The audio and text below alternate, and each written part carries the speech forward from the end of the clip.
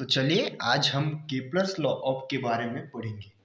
तो केपलर ने 3 law demonstrate किए। तो केपलर फर्स्ट लॉ उसे कहते हैं हम law of orbit, Kepler second law उसे कहते हैं law of equal areas and the Kepler third law उसे कहते हैं लॉ ऑफ पीरियड।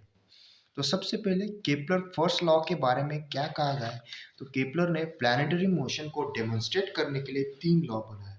तो केपलर फर्स्ट लॉ कहते हैं हम लॉ ऑफ ऑर्बिट, यानी कि तो सबसे पहले हम देखेंगे कि ऑर्बिट क्या होता है। ऑर्बिट मतलब एक ऐसा पाथ जिसमें कोई भी प्लैनेट सन के चारों ओर क्या होता है, घूमता रहता है।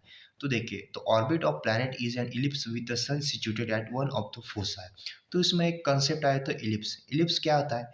इलिप्स यानी कि सर्कल को अगर चपटा कर देंगे, यानी कि सर्कल को अगर हम इस शेप में कर देंगे तो उसे कहते हैं हम इलिप्स।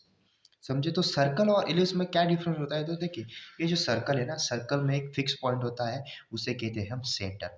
और सर्कल्स का सेंटर से अगर कोई भी डिस्टेंस लो, अगर हमने ये पॉइंट लिया या फिर हमने ये पॉइंट लिया या फिर हमने ये पॉइंट लिया, तो ये जो डिस्टेंस होता है तो ये हमेशा क्या होता है, कांस्टेंट होता है। But in case of ellipse, ellipse में वैसा नहीं होता है। इलिप्स में फोसाई होता है, यानी कि एक फोकस पॉइंट होता है जिससे एक सन का एक फोकस है। और यहाँ का जो प्लैनेट का जो डिस्टेंस है वो हर डायरेक्शन में क्या होता है, हर डायरेक्शन में क्या होता है, डिफरेंट होता है। तो केपलर फर्स्ट लॉ हमें क्या कहता है। तो केपलर फर्स्ट लॉ कहता है कि the orbit of a planet is an ellipse, यानी कि जो ऑर्बिट है, जिस ऑर्बिट में प्लैनेट क्या करता है, रिवॉल्व करता है, वो क्या है, वो एक इलिप्स है। क्या है? Ellipse with the sun situated one of the foci, यानी कि the orbit of a planet is an ellipse, यानी कि ये क्या है, एक सन है और एक प्लैनेट है। यानी ये प्लैनेट क्या करता है, सन के चारों ओर इलिप्टिकल जो डायरेक्शन है, इलिप्टिकल शेप में क्या होता है, रिवॉल्व होता है। समझे? और इसमें जो सन होता है ना, वो क्या होता है, एक फोकस की तरह क्या होता है, सिचुएटेड होता है। तो बस, तो कोपलर फर्स्ट लॉ में सिर्फ इतना ध्यान में रखिए कि एक प्लैनेट है जो सूर्य के इलिप्टिकल ऑर्बिट में रिवॉल्व करता है और सन होता है वो एक फोकस की तरह होता है। और सिमिलरली जो केपलर सेकेंड लॉ होता है ना, केपलर सेकेंड लॉ, तो केपलर सेकेंड लॉ क्या कहता है, केपलर सेकेंड लॉ कहता है कि the line joining the this planet and the sun, यानी कि ये एक सन है। और ये एक प्लैनेट है। और प्लैनेट और सन में जो लाइन ज्वाइन हुई ना, वो क्या है, एक लाइन को हमने क्या बोल, L1 बोल दिया।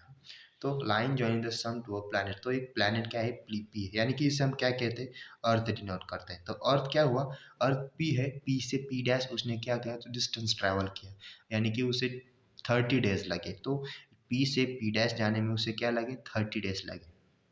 तो 30 डेज लगे। तो फिर उसे क्या हुआ, उसे उसने कुछ क्या किया, एरिया शिफ्ट किया, यानी कि वो जो एरिया है उसने क्या किया, कुछ एरिया ट्रैवल किया। उसी तरह से पी डैश से वही पी डैश से अर्थ पी डबल डैश गई, यानी कि उसने क्या किया, कुछ एरिया क्या किया, ट्रैवल किया। उस एरिया को हम कहते हैं, इस एरिया को स्विप्स किया।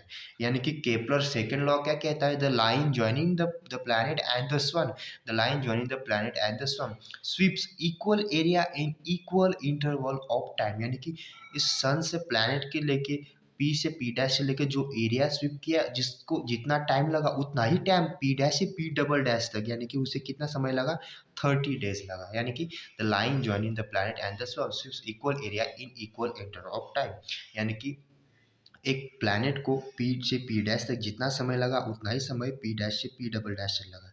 तो उसने क्या किया, उसने कुछ एरिया ट्रेवल किया A1 और इसने भी ट्रेवल किया एरिया A2। तो सो केपलर सेकेंड लॉ क्या कहता है, सो A1 is equal to A2, यानी कि क्या हुआ, जो एरिया स्विप किया, एक इक्वल एरिया स्विप्स किया, उतना ही एरिया पी डैश से पी डबल डैश से क्या किया, स्विप्स किया। तो केपलर सेकेंड लॉ में समय से भी इतना डेमोन्स्ट्रेट किया गया है। तो जो केपलर सेकेंड लॉ के बाद जो थर्ड लॉ है, उसमें हम लॉ ऑफ पीरियड के बारे में जो कंसेप्ट है वो बता गया है। तो लॉ ऑफ पीरियड क्या होता है, लॉ ऑफ पीरियड यानी कि अर्थ को सूर्य के चारों ओर घूमने में जो समय लगता है उसे कहते हैं हम पीरियडिक टाइम या फिर पीरियड। तो पीरियड हम क्या कहाँ से डिनोट करते हैं, तो पीरियड हम टी से डिनोट करते हैं।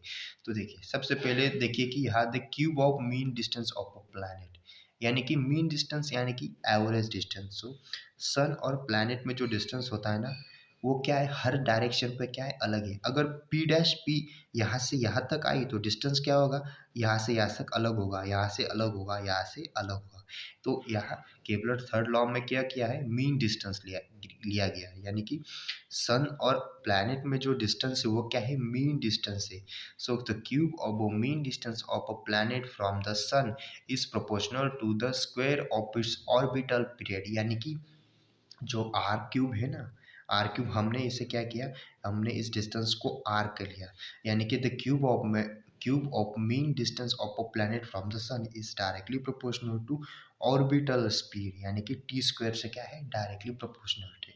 So the Kepler third law के तीनों लॉ में हमें ये कंसेप्ट क्लियर हो गया कि जो सन है वो जो प्लैनेट है वो सन के इलिप्टिकल ऑर्बिट में रिवॉल्व करता है, और जो जिसको प्लैनेट को पी से पी डैश तक जितना टाइम लगा उसमें क्या है, इक्वल इंटरवल ऑफ टाइम दिया गया है। तो हम यह तीनों लॉ देखें, यह सब हम क्लियर नहीं कह सकते कि ऐसा कौन सा रीजन है जिसकी वजह से प्लैनेट